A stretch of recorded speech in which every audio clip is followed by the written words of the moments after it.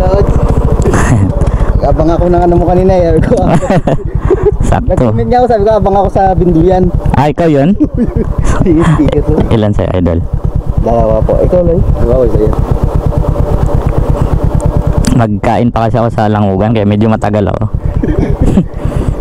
Dalawa. Ito po yung shop ko. Asan shop mo, Lods? Motor shop din yun. Ako.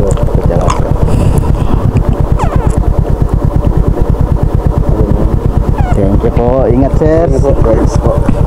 Promote lang natin. Promote lang natin yung shop. Sige sir.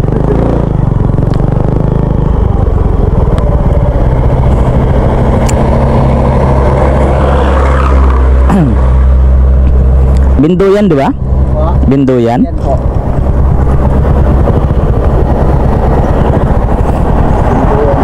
Bago lang ito. Bago lang yung shop nyo? Bago lang?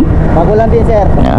Mekaniko ako ng Puerto pa rin. Wala ako ng iglesia dito kaya dito na ako nakalagtayo. Pero may shop ka rin sa Puerto. Nakiki-ano lang din po. Bali ito sa'yo na. Pero alas lahat kilala ko na rin po doon sa shop ng Puerto. Okay. Ayos. Kaya pala kanina nakabang. Ngayon hindi ko po natatay mo. Sabi ko upuan kita rito.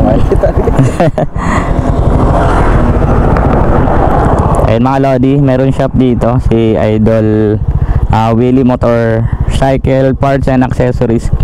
Sa mga Lodi natin yan na taga Binduyan, merong shop na dito mga Lodi. So pwede po kayo magpaayos ng motor. Mga parts meron din sila available dito mga Lods. So pasyal na dito sa Willie Motorcycle Parts. So yun, shoutout kay Idol. Ayun.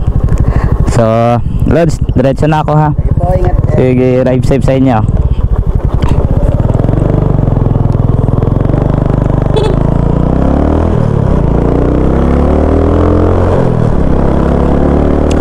Ayun, shoutout kay Idol Willie Motor Parts, no, dito sa Binduyan mga Lodi ko. Ayan, magpaayos na kayo dito mga Lodi.